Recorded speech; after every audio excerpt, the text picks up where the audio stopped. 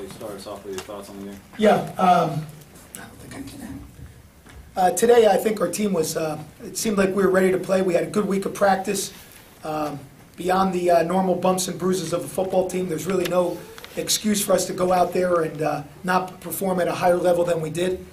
Defensively, I think they played the best they've played this year. They tackled well. We stopped the run, made some great individual efforts in the back end, and offensively, we just couldn't give them any, we couldn't put any wind in their sails. We couldn't give them any life. I thought they kept fighting and fighting on D, and offensively, we just didn't have it today.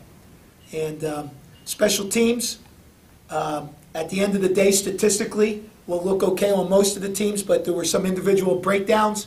Not guys being overmatched, not guys being out-schemed, just guys not doing their job. And very, very clear to me on the sideline, some of the guys not getting the job done in coverage or in their blocking responsibilities.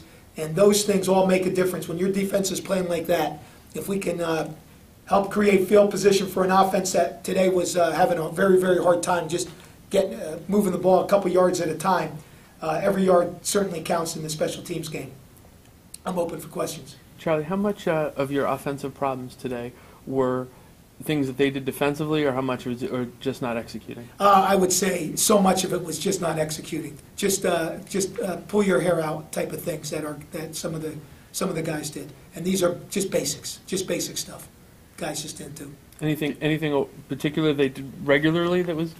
Well, I don't know if we do anything well regularly. We do some things well, but not on a consistent basis. And today, even those things that we've managed to do well, hit some short passes, some pre-snap reads where some guys are going to obviously be open, get the ball to them. We just didn't do it today. We went for the hard throw rather than the easy throw. We left the pocket when protection was good. We don't always have good protection, but when it's good, we got to stay in the pocket, go through your reads.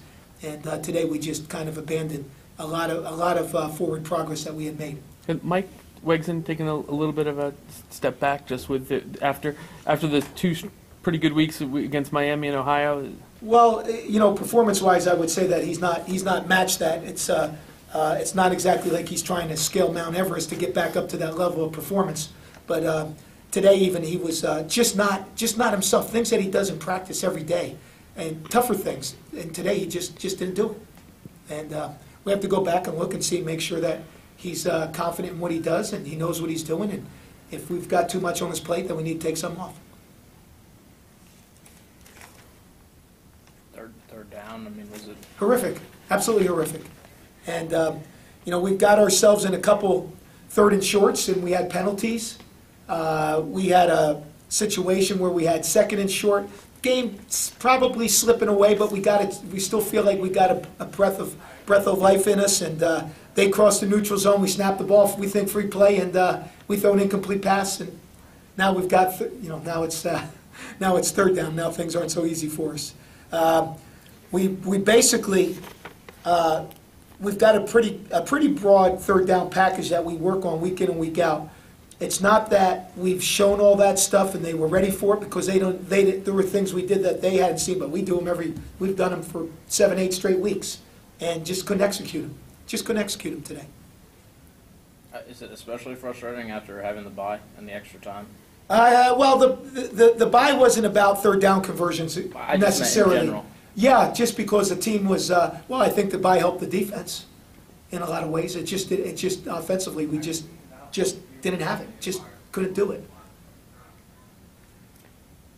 Does the youth kind of show itself when you play a team that has this much size, this much team size that Bowling Green does? Well, simple things are difficult when you're young, and simple twists that veterans pick up, play after play, where teams don't even twist anymore.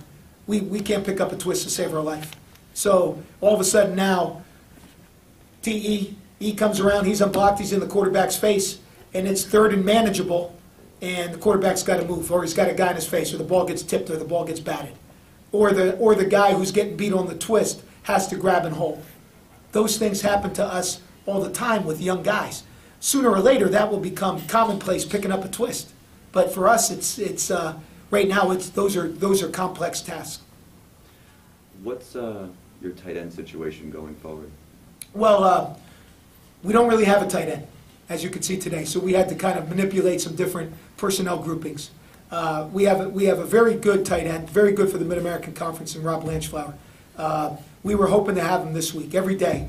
He was closer, closer, closer. But at the end, the medical staff felt like it was best for him to go one more game without playing. That's their call. I'm going to respect that. I certainly need Blanchflower. We need Blanchflower. It would make a difference. I don't think it would made a 24-point difference, but certainly when the game was within reach, he's a dependable receiver. He's an excellent blocker.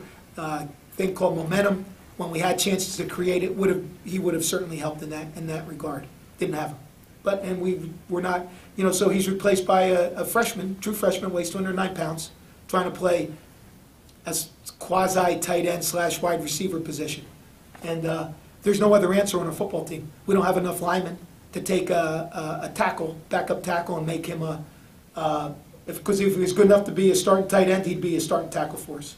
We just don't have those guys. We will, but we don't right now. What was the mood like in the room at halftime? Man, jacked up. Oh yeah, guys absolutely could taste it. They knew they saw an opportunity in front of them. And, I think our guys really believe in themselves for the most part. It's fragile, but they really trusted that offense would get untracked and defense was going to keep doing what they were doing. And I think we just gave the defense, after a while, we gave them no reason to live. Speaking of the defense, a little bit about the progression of Demetrius Williams and Kassam Masai, who seem to really show up. Two of the best players on the field. They really are. They're outstanding, and they took the loss hard. They play hard. They're talented, but because of their enthusiasm and their effort, it brings them up another notch. Yeah, those two guys are really noticeable, just even to the casual observer. Did anyone make you aware of what happened with Demetrius? Just right moments ago, yeah. And, immature on his part, obviously. Obviously we've already discussed that as a staff policy, but I'll take the blame on that and say I just didn't drive it home enough. I guess I got to say it every week. Don't tweet during halftime. But he did.